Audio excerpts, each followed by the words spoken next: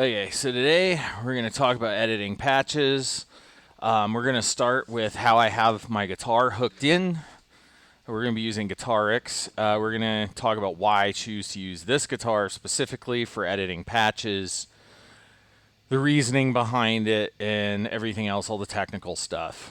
So let's start off with the signal chain. So we're going to start my fingers into this 1998 crafted in Japan Fender Jaguar with Seymour Duncan SCR-1B cool rails pickups in it. Yeah, they're both bridge position cool rails. If having two pickups from the same position worked for Paul Dean, it works for me. I mean, he had Super 2s in the Dean machine in both positions. So, you know, Jaguar will work just as well. Actually, this is one of my favorite guitars, so I use it a lot. But that's not the main deciding factor. What I really wanted was a middle of the road guitar. So I pretty much almost always use my Jaguar when I'm creating my patches because it's right in the middle of the road. It's not so gainy that if I create a high gain patch, suddenly I plug in, say something with my monster truck humbuckers in it, as I would call them. The Jag Stang has like a 14.5K EMG in it. Yeah, it seems somewhere along the line EMG dropped the windings on the 81 because mine's hotter than normal.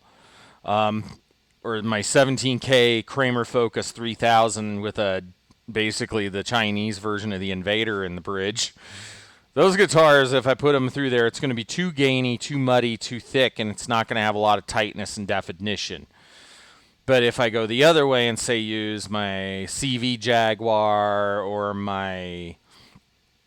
a Fender Mustang or a Strat with traditional output or my Telecaster, if I use any of those, it's going to end up where I'm going to have too much gain for those high output guitars yet again. So this has got just enough of that muddiness and just enough of that high twang to it that being in the middle of the road, I can kind of guesstimate correctly with my patches where my sound's supposed to come from. And that's what I've always been doing. So if you're in your collection, it'd probably be, if you're wanting to do it the way I do it, it's a great idea.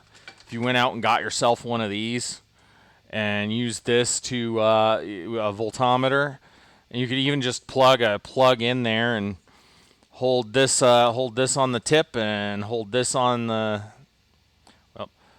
red one on the tip and hold the black one on the sleeve of the jack, and you can find out at least a ballpark figure of your things. Because of course your volume and tone, your volume, tone controls, and all that are going to have a little bit of an effect on the resistance returned by the full guitar circuit, as opposed to just pulling the pickups out and then testing them. Though these are 10.5K each, which is a pretty good middle of the road kind of output for nowadays. I mean, this would have been considered hot in the 70s, but nowadays that's pretty middle of the road, especially since now we have stuff that's extremely hot, like that 49K ohm nail bomb humbucker or whatever. Or that crazy thing they made that's like basically the old Nigel Tufnell Mr. Horsepower. That's just a bunch of coils all the way across. I almost want to get one of those to play with it.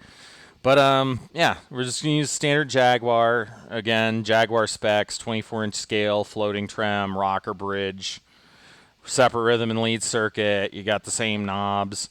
The only thing is on this one also I have an extra set of test features. If you look down here by the tone control, I have two extra toggles now.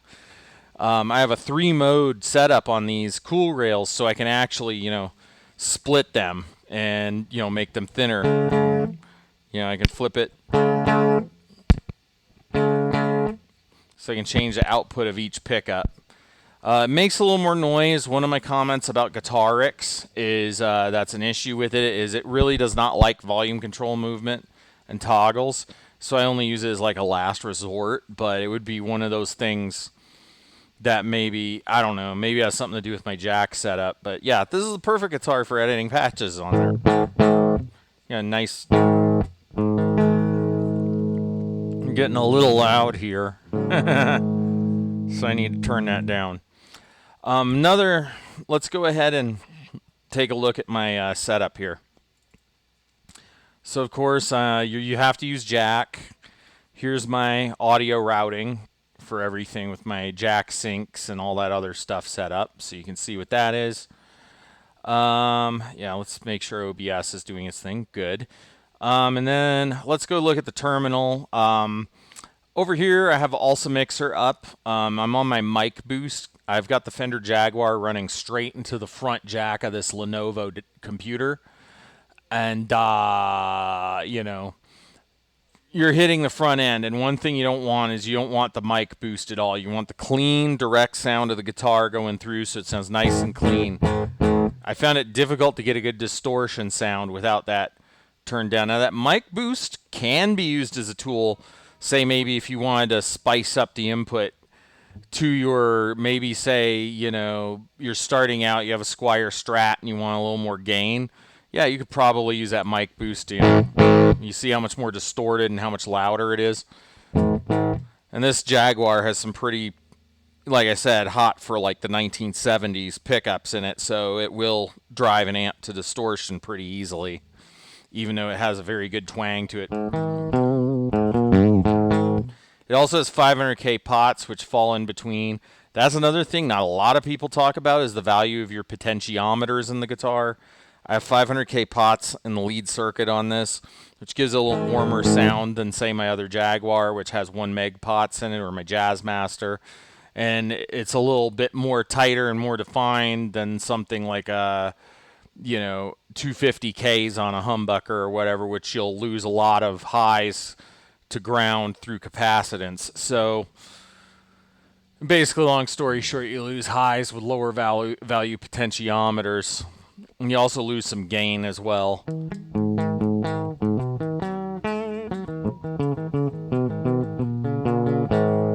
So that's kind of the sound I like for creating patches. So right here, we're going to start by making a clean patch. So this is Guitarix. As you can see, it's separated into sections. I did change my options view, so I have use animations. I have it set where I have, let's see, plugins. I have show plugin bar. I have show rack and order rack horizontally. I also have it where you can view these on the side. Show tooltips is still enabled. You can change your skins here. I mean, you got some pretty wild stuff, like there's the brushed aluminum look if you want something that looks kind of like a mark base. I know trivial stuff, camouflage, skins. You know, you can put a different skin on it. I'm going to use blue because that's the color I like. I like blue and green, so... And turquoise, of course. I probably will make an anodized turquoise skin eventually. I might even show you how to do that when I figure that out.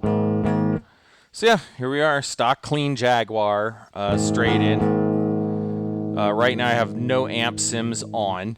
So this is going to be the basis of all your patches right here. You have this top section with a noise gate, compressor, mono level out. I'm not sure what that does yet. And clip, which adds some clipping to your signal,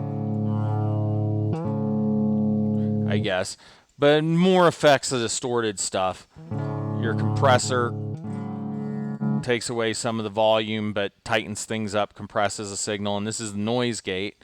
You'll want that on like your distortion patches and whatnot, but right now we're going to focus on, first off, making a clean patch, very much in the vein of what I usually use. So right now we have a nice clean sound here. This is pretty much just a Fender Jaguar straight into a computer. That's what it sounds like. And so when we go here, right up here, we have your tube options. So if we go up here, we have 12A. We're going to start with 12AX7, which is to explain it. So a lot of people, when they talk about tube amps, I've noticed the majority of people I've run into don't really understand what they're talking about. In a tube amp, you have two sets of tubes. You have what's called the preamp tubes, which are usually like 12AX7s, 12AU7s, AT7s, 6C16s. We also have the 6V6s in there. But then you have the power tubes, and those are the ones everybody loves to talk about all the freaking time. Your EL34s, KT88s, your 6L6 big bottles, Fatlanas like Eddie Van Halen used to use. That's the stuff everybody loves to talk about, but I hardly ever hear them talk about preamp tubes. And a lot of amp modelers take advantage of that, and they don't talk about you know, if they're trying to name what kind of tube it is, they're talking about the power tubes and not the preamp tubes. It's important to know because the preamp is more important than the power amp. Preamp is supposed to just basically, it creates your sound, it gives your guitar the sound that's going to get amplified. Hence why it's called a preamp. It comes before the amplifier. The actual amplifier are your power tubes, and those do make a little bit of a difference, but not that much. Honestly, out of all of them, I agree with Glenn Fricker. Probably the biggest change you get is out of the speakers, but everything's kind of snowball effect behind that, and it kind of creates your whole personality. So here we got some 12. Here we have the 12 AX7. This would be like my Bugera.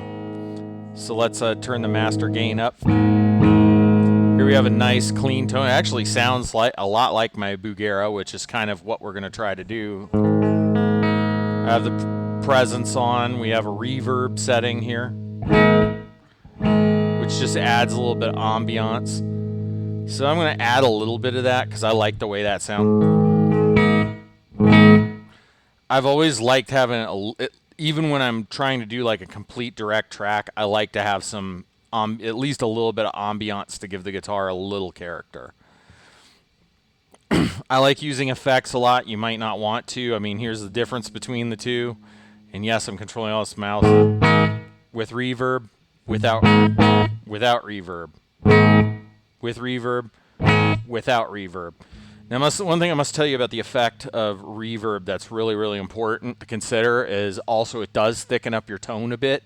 This is part of how I get away with using all these offset guitars with 1 meg pots in them with like high gain and stuff. Is because I'm actually using the reverb almost as a smoothing agent to kind of smooth off the highs.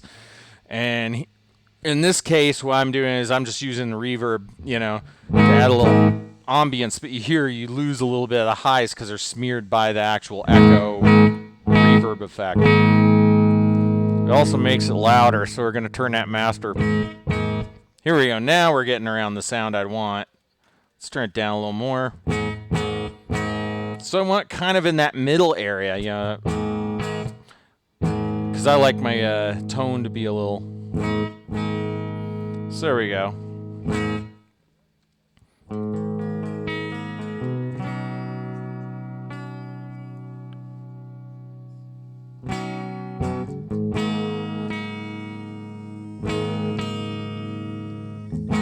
And if you hear me changing tuning a lot, I actually do what Edward Van Halen used to do. If you've ever heard, I don't know if you've ever heard of what he did on Running with the Devil. He tuned I think it was the B string or the G string slightly flat. And sometimes when you're playing guitar, you might need to change the tuning a bit. They're not a tempered tuning instrument like a piano. They're imperfect up and down the neck. So sometimes when you're playing in open chords, you might need to flatten certain strings. Usually on my Jaguar and my Jag Stang, it's usually the B and high E. That's why I use them live a lot. And that gives you... You hear how bad that sounds? So, you know, it's all about that. So if you hear me messing around, that's what I'm doing. I'm getting it just kind of dialed in for the chords. If you have it intonated right, you don't have to do that very much, but people have seen that and they're like, get your guitar in tune. I just need to tell you, it's not tempered tuned like a piano. You might have a slightly sharp or slightly flat note everywhere, even with perfect intonation. The only way to really get a perfect intonation on a guitar up and down the neck is to get something like that wacky thing Steve Vai has with all the squiggly frets on it. Understanding that is part of the reason how you learn how to sound good. Anyway, back onto the amp modeling. So now we have a nice basic tone set up. I'm going to go ahead and probably start with the bare essentials. So now that we have a nice sort of mid-tier tone dialed in, usually what I have over the top of it is some kind of ambiance to add. So, you know, some kind of extra bit. But one of the first things, and probably the thing everybody knows on my channel, is I use chorus all the time. And I don't just use mono chorus, I use stereo chorus. And this is a good spot to talk about the application of chorus and the different uses of it a little bit. Since I'm going to be I'm doing all this unscripted and off the cuff, so, you know. If we take a look here, and I want to check on our time so far. Let's see. Yeah, we're 15 minutes in, so let's get going. So looking at this, as you can see, you have all your different things down, all your different effects and stuff down here. Your tone controls, which, you know, amp impulse, buffers, cabinets, feedback, graphic, EQ. All of this is meant to kind of make it sound as much as you'd like. You got effects down here with the two little backwards D's that look kind of like the old Dolby logo for like Dolby dual surround sound or whatever. Those mean those are stereo effects, and so you're not going to hear those if you're running your guitar as mono, which most guitars are recorded as mono. I'm one of the few guys who does it in stereo at home because I am running at home. I don't need two amplifiers, or I don't need to, you know, use a wet-dry setup to do that. So you have your tone controls here. Of course, you have the option of using stomp boxes and bit crushers, you know, your stomp box for your distortion instead of the amp. I usually prefer the amp. You got your fuzz for all your fuzz fans out there. I even like using a fuzz once in a while. You know, you got all sorts of things like the Mayer fuzz face. That's supposed to be like a Hendrix fuzz, I think. Fuzz master, I have to try that. You got like the Hornet fuzz, probably what they used for 800-pound B or whatever that surf song was. Reverbs, of course, you have, you know, your plate and stereo verb. I use a plate reverb on my guitar most of the time, so we'll add that. And then for the next effect that we're going to add is we're going to add a digital delay. I usually just go with a mono delay like this. So there's our digital delay, and then we're going to go to modulation, and for that, of course, we have the chorus, and we're going to want to pick the stereo chorus. So here's what it sounds like now without the effects engaged, and we're going to engage chorus. Now you don't hear much at first because I haven't quite raised it up. So you can see level turning it all the way up. You can hear I got a little bit of a nice little wash going on in the background. Frequency adjusts the amount of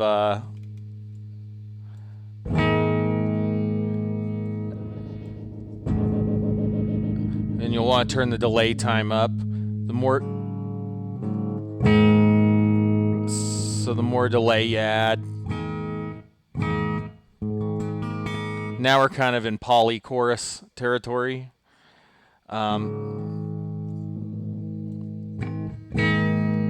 We're going to turn the level about halfway. This is very much like what my old Behringer V-amp used to have. And then we'll turn the frequency up just a little more. I tend to like a little more frequency.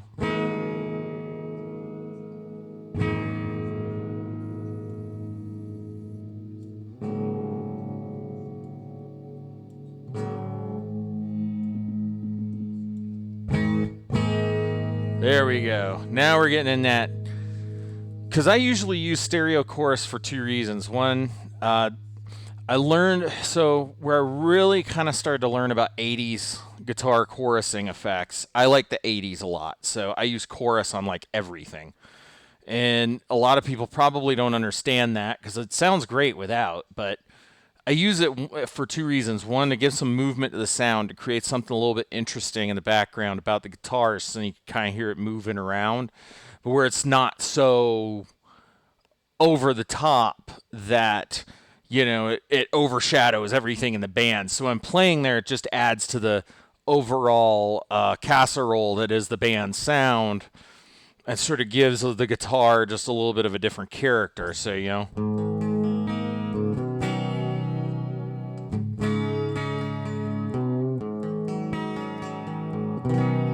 A lot of people say it reminds them of, you know, the Police, you know.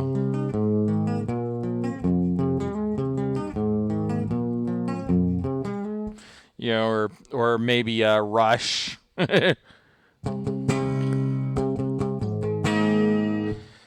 that A sus2 chord there.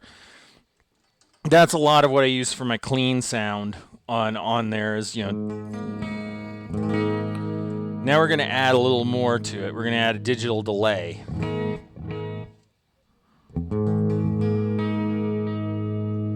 So that's a little too slow for me. We're going to do probably dotted eighth. We're going to do triplets. So that's kind of like, you know, just to show you, you can adjust it via notes or you can adjust it via modes. So there's like plain, presence, tape. I sometimes like to use tape 2, plain. I'm just going to run it on plain because that's what I prefer. Oh yeah, and here's a feature that is really cool. So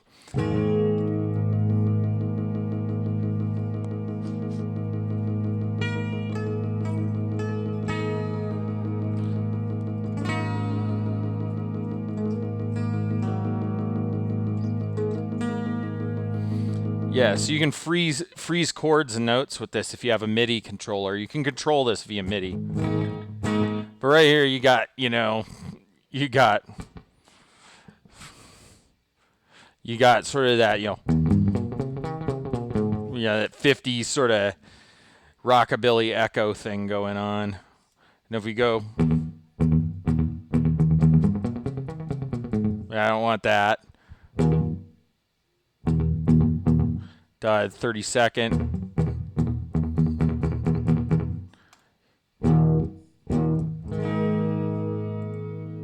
Yeah, so you can get into modulation chorus territory with this if you want.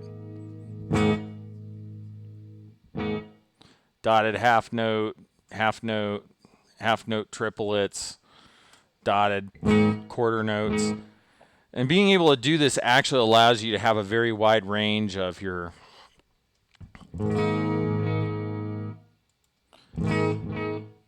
This is very close to what I want usually. So let's turn the gain down a little. Level's going to be about 50. We're going to back it down. And then I'm going to probably back it down a little more.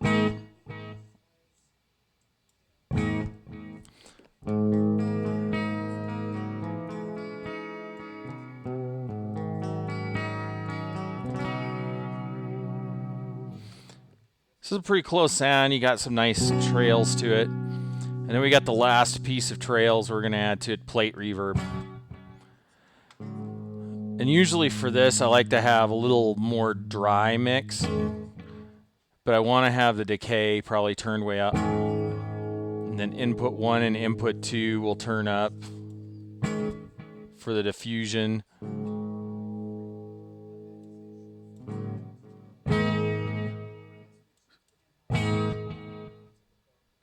There we go. We're getting. We want is a little more decay.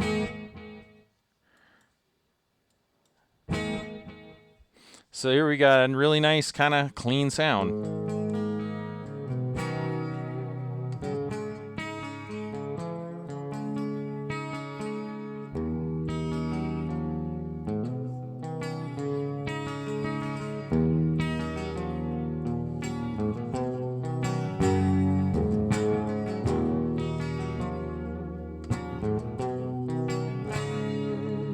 Yeah, you got a really nice kind of sound there for clean.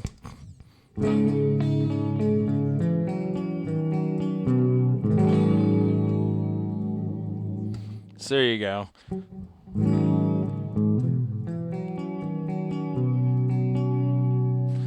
Because, you know, for all that nice, clean, delicate stuff, strangle switch. That's one thing I must tell you with Guitarix. It's great with the Jaguar. The strangle switch really makes a huge difference in tone on this.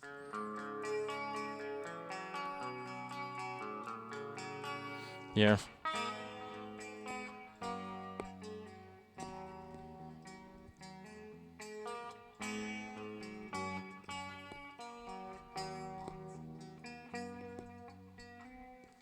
Yeah, you can play a, Dyer's Eve on a Jaguar on this. Or To Live Is To Die, I mean, that midsection. So for this, we're going to save it. We're going to save it to my creepingnet patch bay, which is patch E. I'm probably going to do reorganization on these eventually and get rid of all these defaults because I have my own personal sound that I like to have. So there we go.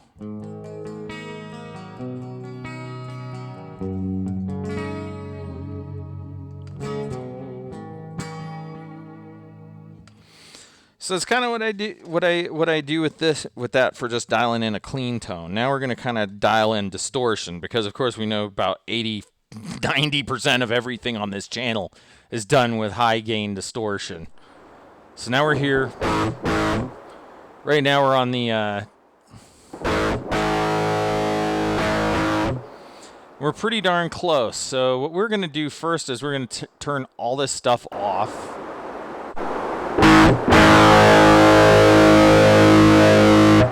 And then we're going to turn this down. So right now we already have a pretty good lead sound.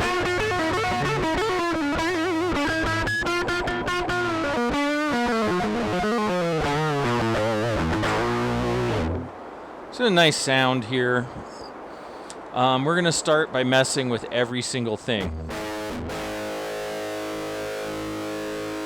What I generally look for in a good distortion sound on a guitar is, because I always try to come up with like 2 bass patches like this, and I can just copy what I'm doing before and then enhance on it each time. So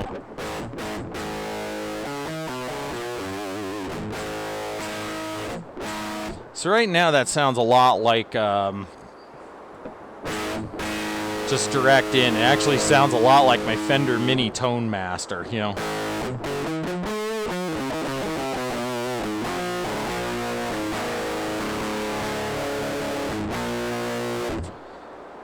But first thing we're going to do is we're going to talk about noise gates and distortion. Now, when you're using a distorted guitar, you want a noise gate on it if you can do that.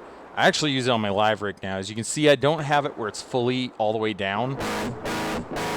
Because if you turn it fully all the way up, you can't do this.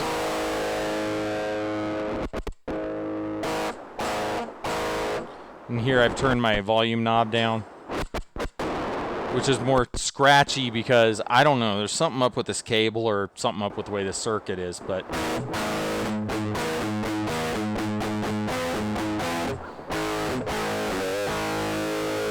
let's go through some of the other ones with the same setting. 12 AU7's a little lower in volume and a little crunchier. Kind of reminds me a little bit of like Billy Gibbons playing Slide on Dust My Broom, you know,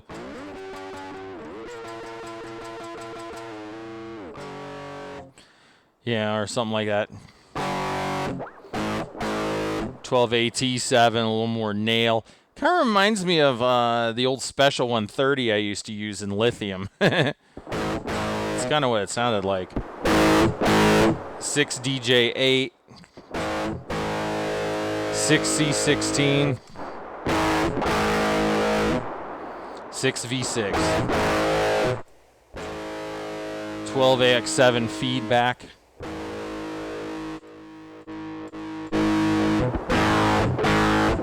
This is pretty close to what I like. Pre-12AX7 with a Master 6V6. Got that nice mid-range honk to it that I like, you know. But we gotta turn it down because it's kind of loud. It's one of the controls you can use your scroll wheel on. So there we go. And then we're going to kind of turn the noise gate up a little more. Now we can add compression to it, which I actually usually do with my distortion. But I find it's taken away some of the highs.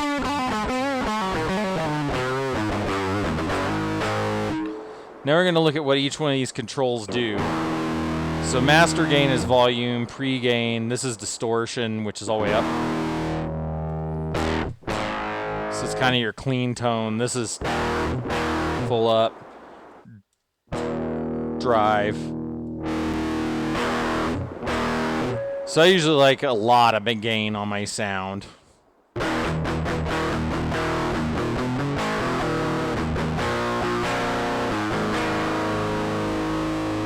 put the presence on it.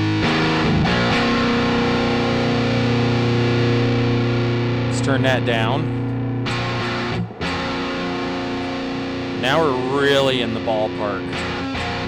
And I'm kind of showing you how to do this with minimum amount of stuff added, and there's a reason why I do that. A lot of people, when they're doing guitar tones, they really think more is better. And you have to really think about the signature tones that existed before you. Usually less is more. You're running with a lot less of this stuff.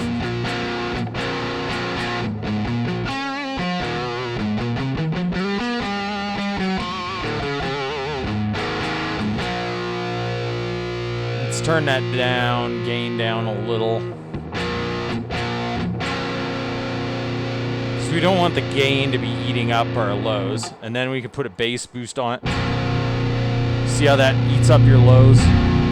Sounds great by itself, but you put it in a mix. So I'm gonna leave that out. I like a little bit of that reverb, but less. We want it to kind of sound like a room, but we don't want it to sound like a tin warehouse.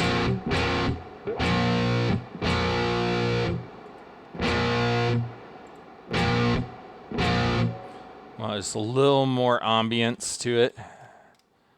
I also tend to like having a little bit of reverb when I'm using the Jaguar because it lets this behind the bridge strings, lets the resonance kind of ring through still, kind of like a neat aftershock. So we got that.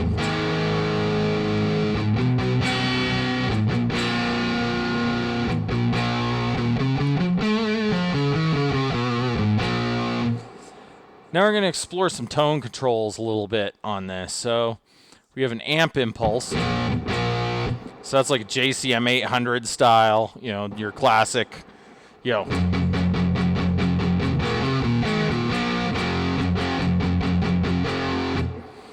You can get a few different sounds out of it. There's JTM 45. Yeah. But let's turn it on because it doesn't make a difference. Yeah, I forgot to turn it on. So here's what your impulses do. I might use this as a way to kind of... There's your boutique style sound there. We're going to roll this back down on the master a little bit just so it doesn't keep hitting you. So there we go. We got boutique style. We have Ampeg. Ampeg, really, you can hear that. It sounds a lot like Rick Ocasek's rhythm tone from Got a Lot on My Head, you know.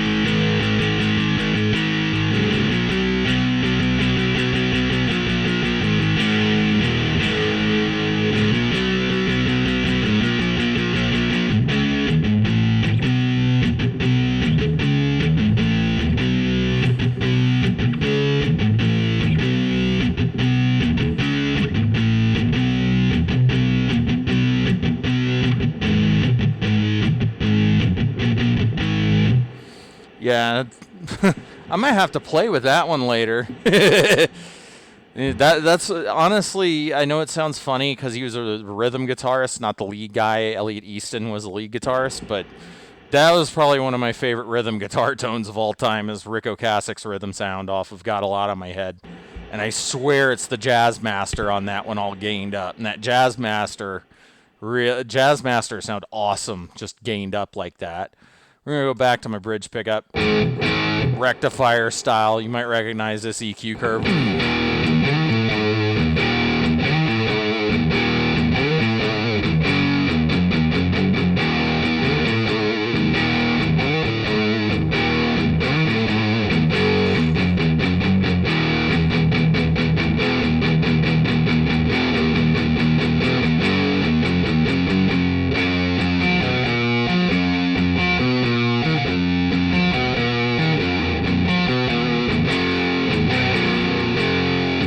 Yeah, very, very, very Metallica fitting with the shirt I'm wearing right now. This is AC30. Much louder tone. Very Brian May, you know. I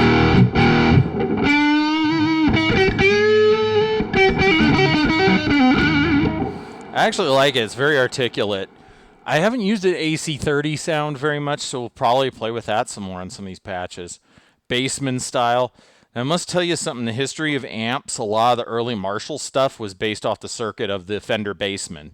The old 410 Tweed Bassman that was meant for bass guitars, but a lot of guitarists liked it because it broke up. So you have a... You can kind of hear that there. Nice, woody, chunky tone.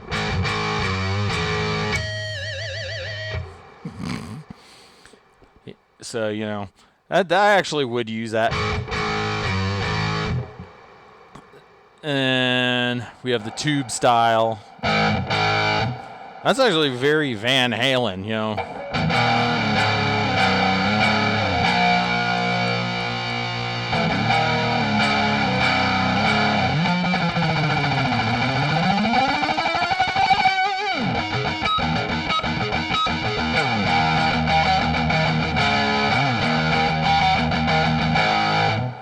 So you got that kind of sound. Fender style.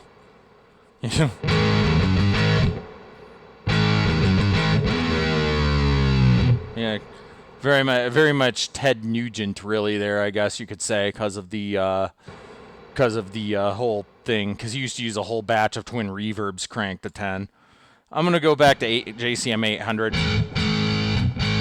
This is pretty close to my normal sound.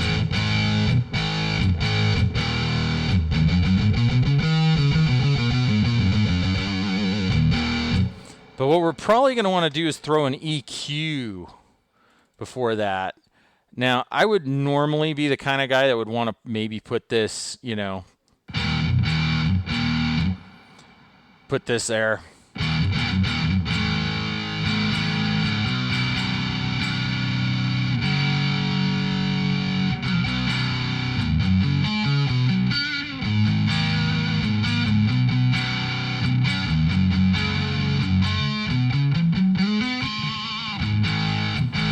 And I really like that kind of mid-range push.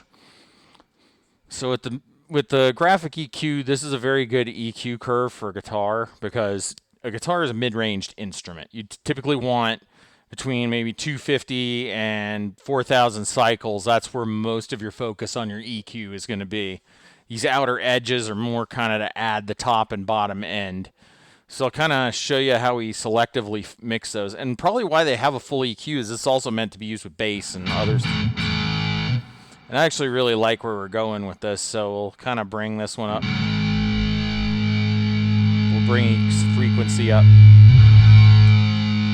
So that would be, you know, more focused. This is more, makes it sound more like, you know, miking off the side of a cabinet or something. That's one of the mid-ranges I sometimes like to pull out for a little more power in the mids.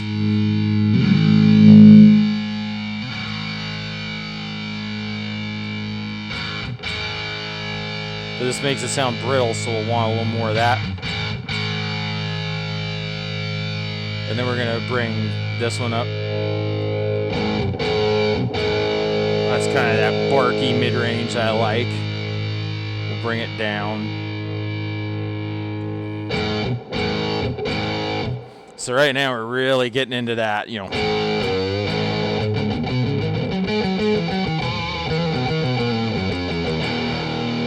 So you can see we're really getting kind of where I want to go.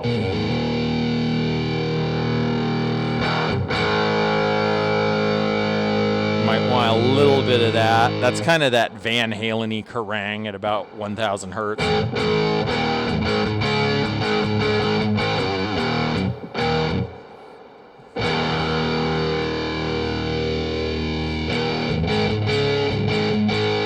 Now it sounds a little too boxy, so we'll bring that back up.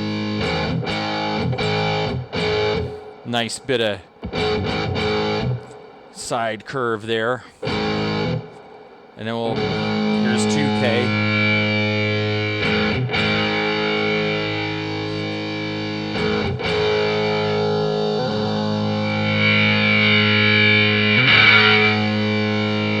like our... It kind of brings us into that Okasic territory, really. I like having a good twisty mid-range, but I like it to sound woody and kind of barky like this. And now...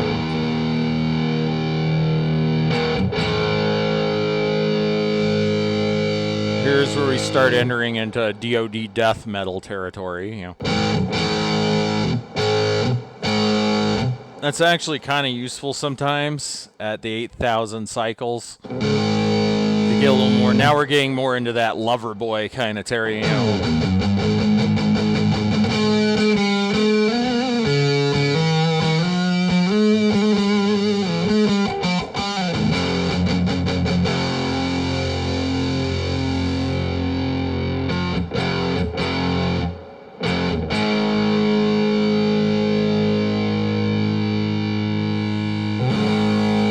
And 15K kind of adds a little bit of a high-end buzz to it.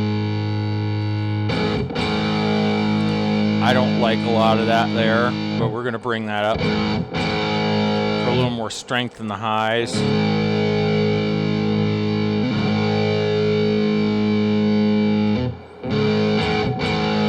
So yeah, we're getting pretty close there.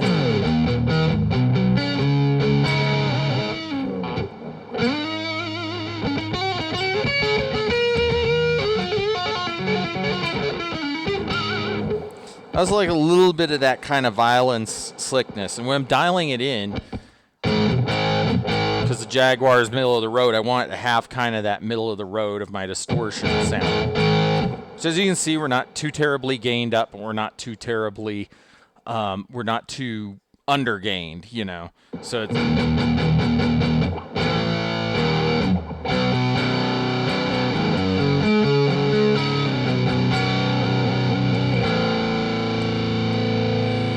Might add a little more low to it. Maybe a little more high.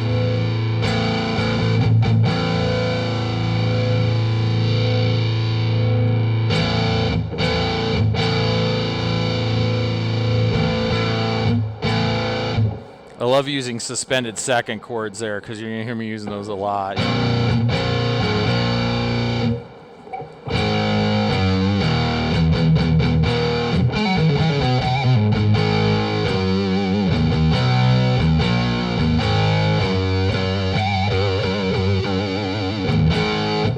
So now we're getting into that bass level tone. Now we're going to start looking at other things. We could add a cabinet impulse that's stereo. So let's turn that on.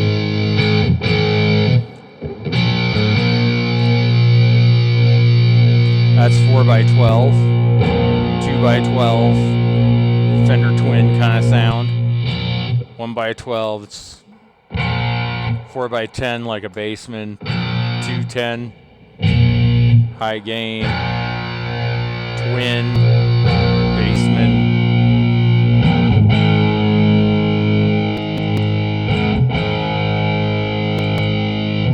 What I typically find is if you're wanting it to sound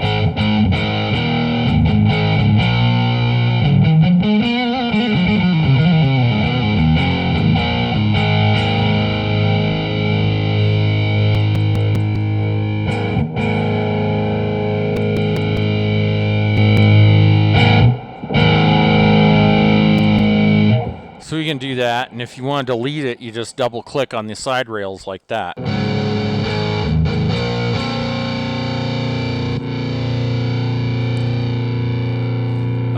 You know, so you got a bunch of them in here. We're gonna kind of modify this a little more. We'll add a different cabinet impulse maybe over here.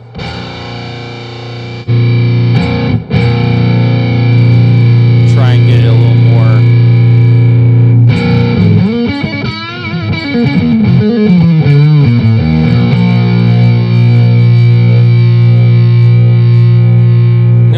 Kind of follow more the flow, we would probably put the graphic EQ in a different spot. I'm going to kind of show you how to do that. You just drag it right here. When those dotted lines appear, you drag it in between. And And let's see how much of a difference in tone it makes every time we drag it into a different position before or after another part of here. So.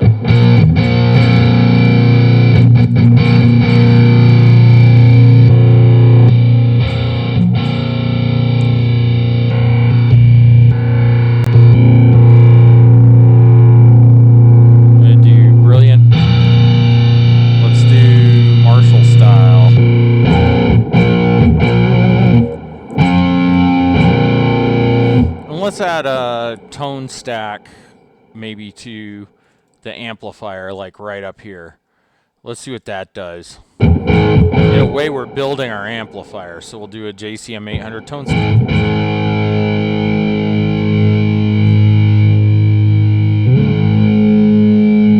So we'll start with all those. We want more treble for...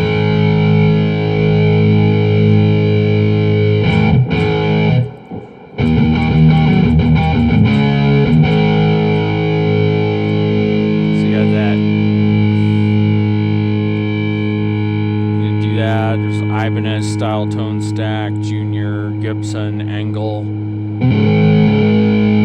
Let's see what they all sound like. JCM 2000 style.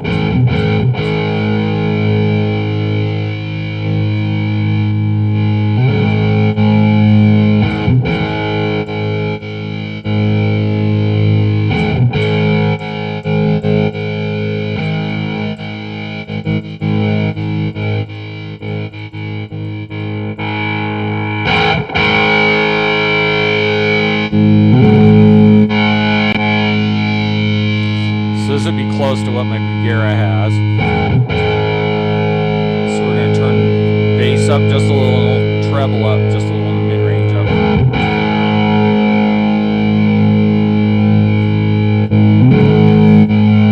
And that brightens the tone a little.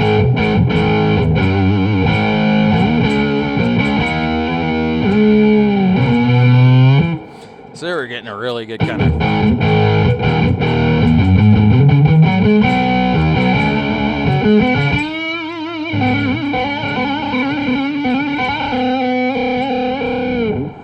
So we got like a nice little tone going on there. Got a good chunky tone. So we'll go in there and we'll go down to our scroll down to our graphic EQ. Somewhere down here. I do not want the boutique style. I want to go back to the JCM 800. There we go. With a Marshall cabinet. And then impulse response. We can maybe add one of those right here. That's what I want.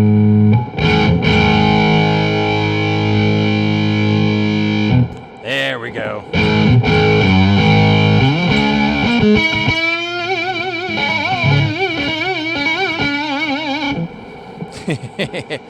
Yeah, but you never heard somebody doing Floyd Rosey things with a Jaguar before. Anyway, you know.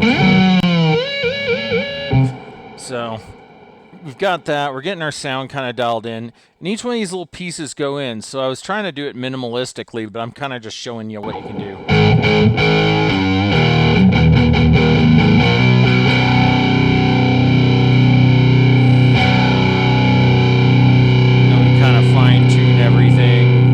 Add a little more sparkle.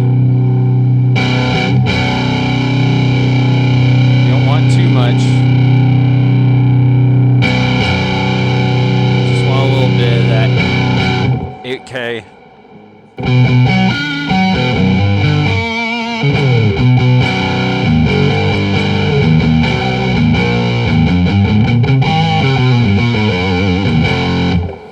So getting that nice kind of crunchy sound out here.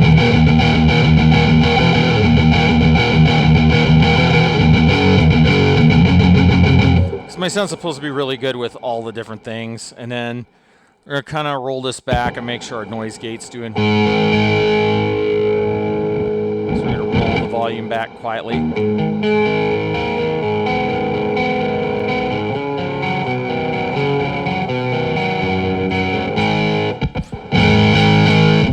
So there we go. I think we have a pretty good core sound there. I know it's not as simple as I was initially aiming for, but I kind of wanted to show what you could do with this. So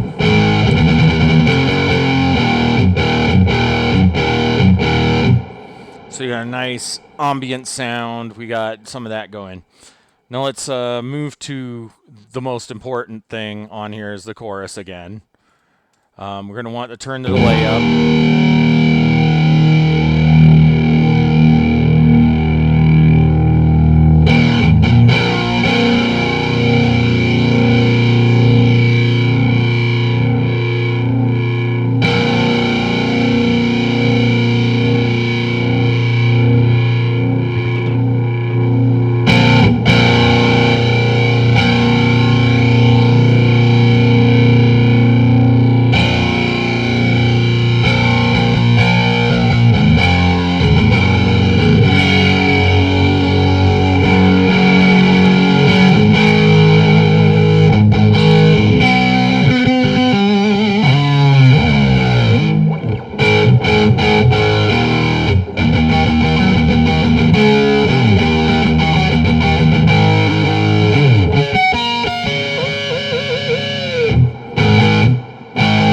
Yeah, we got really good sound going. We'll add a little more frequency to it.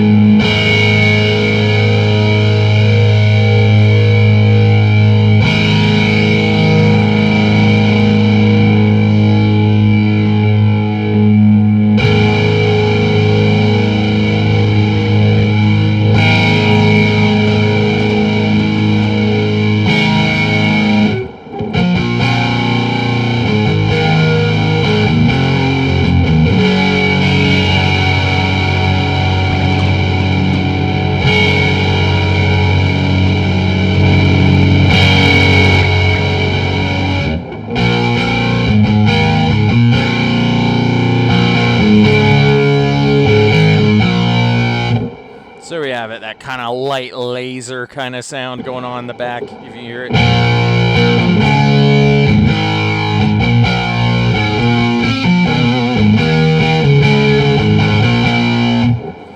So there we go, we have a stereo chorus already.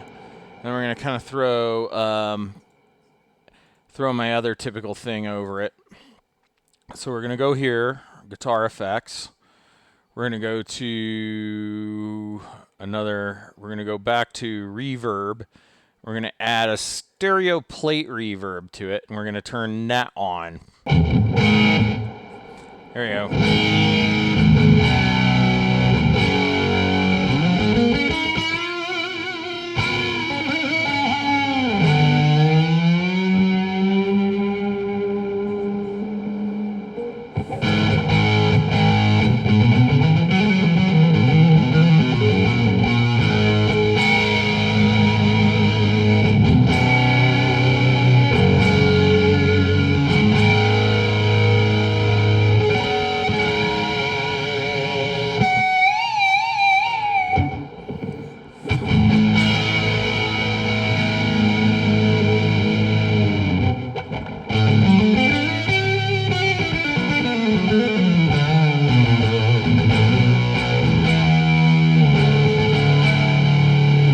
So that's traditionally where I'd set. And I like that little bit there, but I'm probably going to want the decay to be a little higher. It's a little higher because I like a little more of that.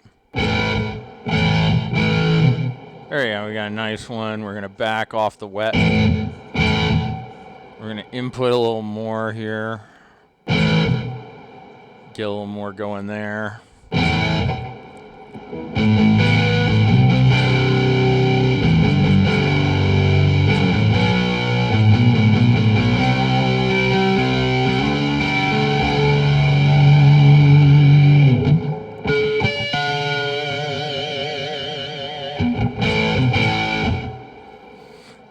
So we got a pretty nice tone going there.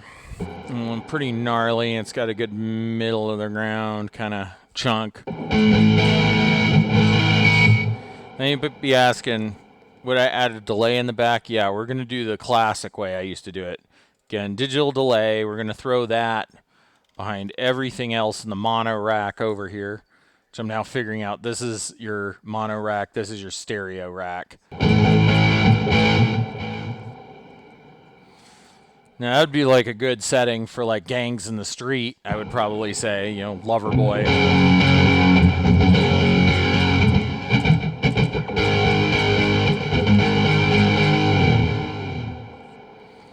You know. So that's one type of delay I usually use. So yeah, I used it on this a lot.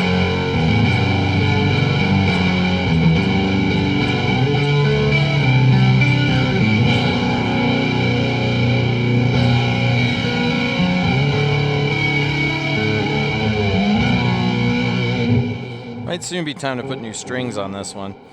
Anyway, yeah.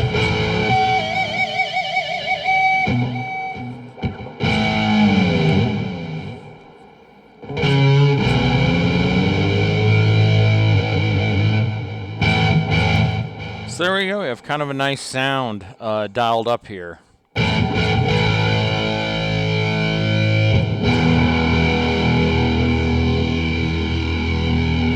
you have pretty good sustain. So, yeah, we got a good chunky.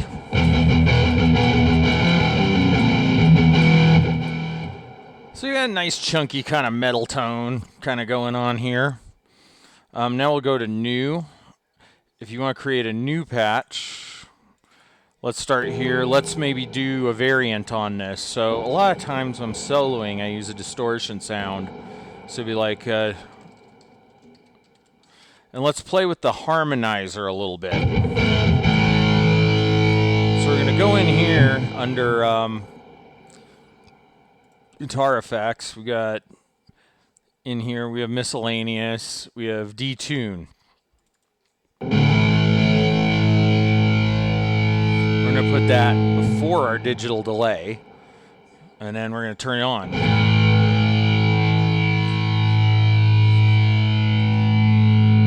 And you can do unison.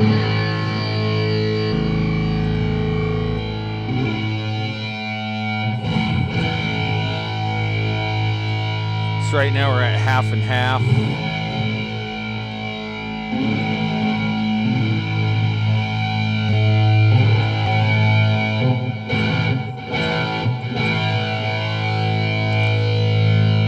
Now we're going to use this to bring my signal up. We're in detune. We're in, as we roll the detune knob up, you see it's more like a chorus.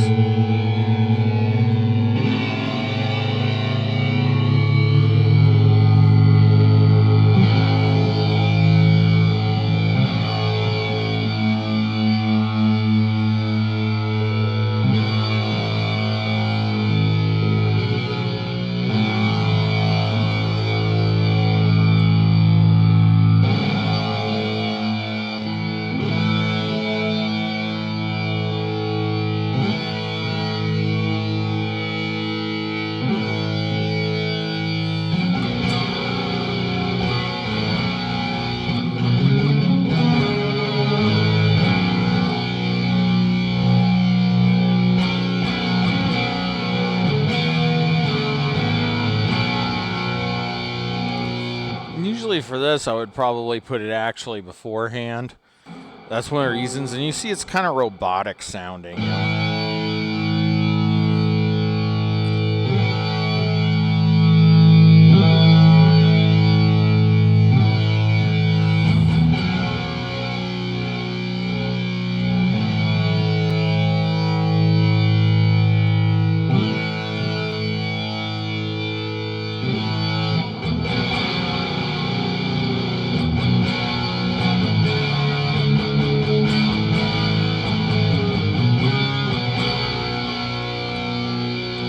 So we'll save that. That would be another one we could experiment with later. Maybe we'll go ahead and create a new one. We'll create one of the ones I use for solos.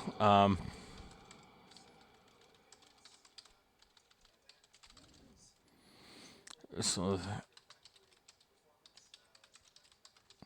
another thing I use a lot, we're going to delete that. And then we're going to use our digital delay now. We're going to level up to about 50. And then we're gonna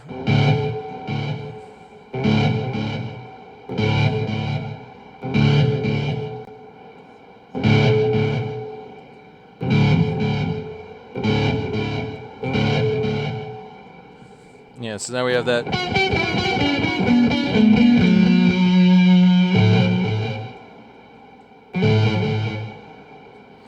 So we're not getting enough feedback out of it. So we might take out the digital delay and we'll just replace it with a regular delay.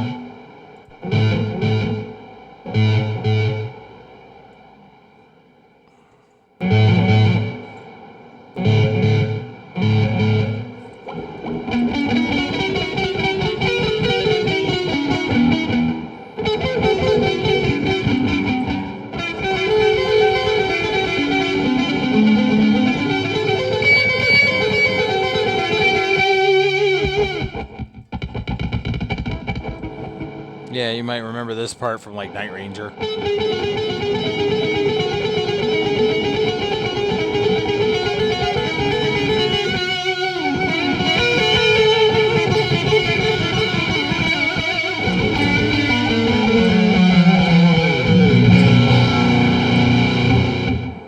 Yeah, so you have that.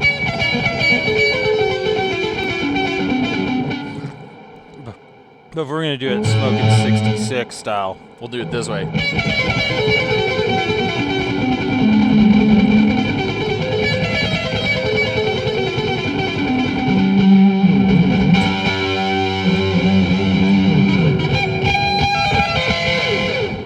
Yeah, I need to tune this thing.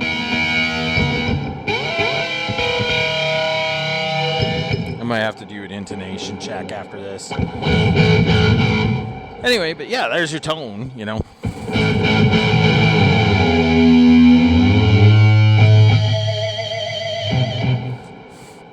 But yeah, it sounds pretty good.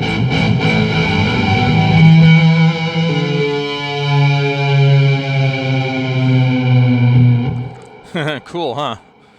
So that just shows you some of the different tones that you can get out of Guitarix on this. Just kind of show you me dialing in my sound for it. You know? So hopefully that kind of gives you some, just a little bit. Let's see. Let's go back. So hopefully that gives you kind of somewhat of an idea of what you can do with Guitarix, with a guitar, dialing in sounds and stuff. Then I have my sound dialed in. Yeah, so what we did, we dialed in a good clean sound. We dialed in a few distortion sounds. Maybe later when I do some more experimenting, we might actually play around with some glitching things out. Basically what I mean by that, we find, so ever since I started messing with digital effects with the Boss ME6 back in like 2001, I started kind of finding glitches to exploit in the pedals, kind of like video games and stuff. That's kind of what I did. And the whole idea was basically so that, you know, you find things that'll, like if you hit the front end of one effect with another effect really hard, it does something weird, like like a delay folding back on itself, or you know, random step generator just goes absolutely chaos auto wacky when smacked by a heavily compressed distorted guitar signal, and it makes it sound like R2-D2 is pissing himself. That's the kind of fun stuff that you get pushing those effects. So anyway, at about an hour now, I think it's we've done pretty good on this video. I shall see you in the next vid, and probably we'll do some synthesizer stuff.